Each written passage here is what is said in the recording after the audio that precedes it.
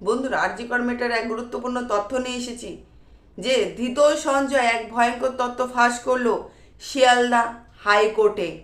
সেই শিয়ালদা হাইকোর্টে কি ভয়ঙ্কর তথ্য ফাঁস করলো এই সঞ্জয়, এবং আসল অপরাধীদের কি করে মুখোশ খুলে সামনে নিয়ে আসলো এই সঞ্জয়, আর সঞ্জয় কেন বা জামিন আবেদন করলো সেই হাইকোর্টে, কলকাতা হাইকোর্টে কেন জামিন চাইছে এই ধৃত সঞ্জয়, সবটাই বলবো পুরোটা ভিডিওটার মাধ্যমে।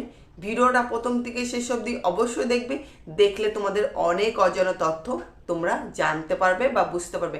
আমার নতুন একটা ব্লগে সবাইকে স্বাগত। আশা করি তোমরা টাইটেল আর থাম্বনেল দেখলে বুঝতে পারছো বা আন্দাজ করতে পারছো যে আজকের গুরুত্বপূর্ণ তথ্য এটাই যে তিলোত্তমা ধর্ষণ খুন হয়েছে 1 বছর হয়ে গেছে।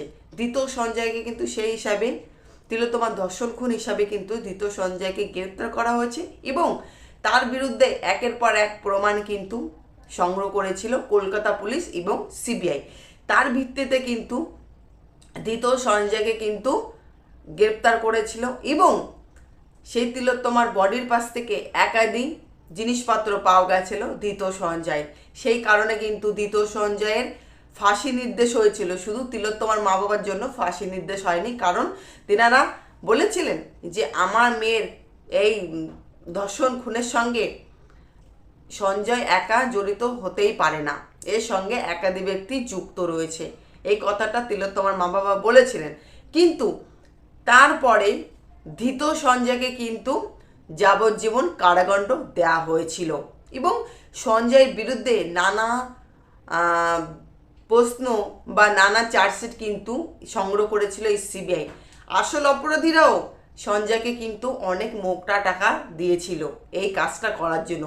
সেই কারণে কিন্তু ধৃত সঞ্জয় সেই দিন মদ্যপান করে কিন্তু তিলোত্তমার সঙ্গে এই নোংরা কাজটা করেছিল বা নোংরা কাজে সে মেতে উঠেছিল।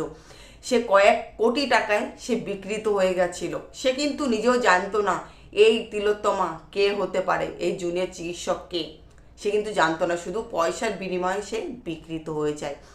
সে দাবি করেছে যে আমি একা দোষ করিনি, যারা অপরাধী, যারা আসল অপরাধী তারা এখনও খোলা আকাশের নিচে দিয়ে ঘুরে বেড়াচ্ছে, আর আমি কিছু না করেও আমি জেল কাস্টডিতে যাবজ্জীবন কারাদণ্ড আমি বহন করতে পারবো না।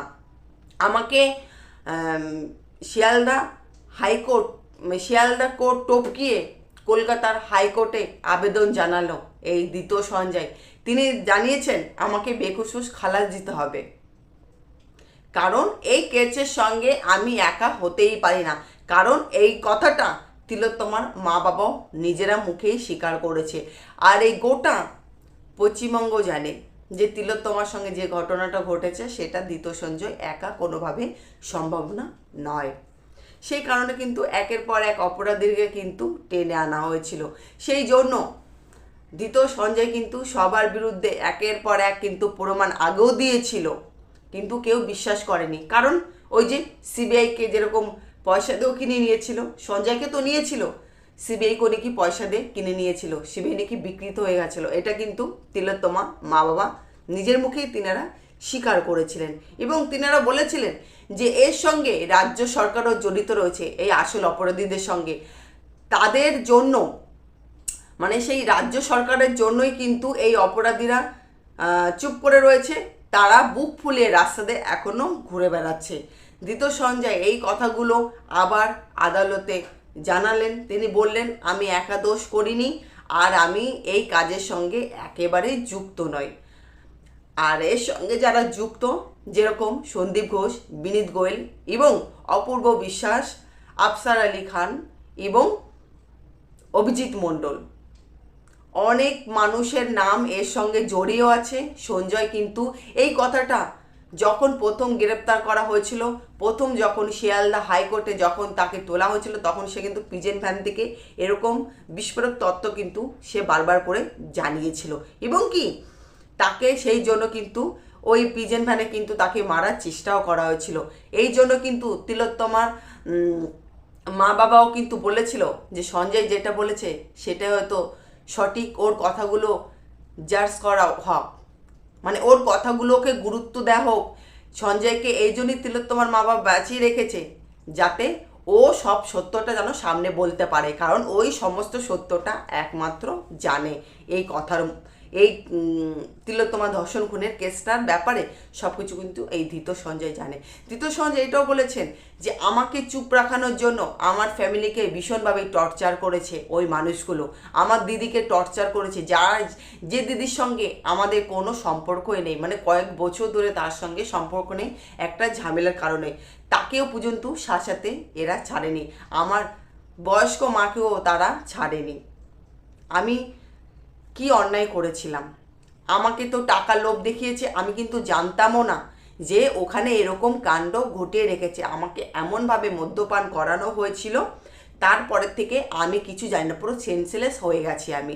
এই কথা কিন্তু সঞ্জয় আবার কোর্টে কিন্তু প্রকাশ করছে। সেই ভিত্তিতে ধৃত সঞ্জয় বলছে আমাকে বেকসুর খালাস দিতে হবে, নয় জামিন দিতে হবে, নইলে অপরাধীদের খুঁজে আনতে হবে।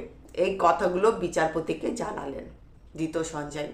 এইটা নিয়ে কিন্তু কালকেও কোর্টে জজের সামনে সঞ্জয় বলেছে আজকেও কোর্টে উঠানো হবে, দেখা যাক ধৃত সঞ্জয়কে কি করা হয়, জামিন দেবে না বেকসুর খালাস হবে, নাকি যাবজ্জীবন কারাদণ্ডই তার থাকবে।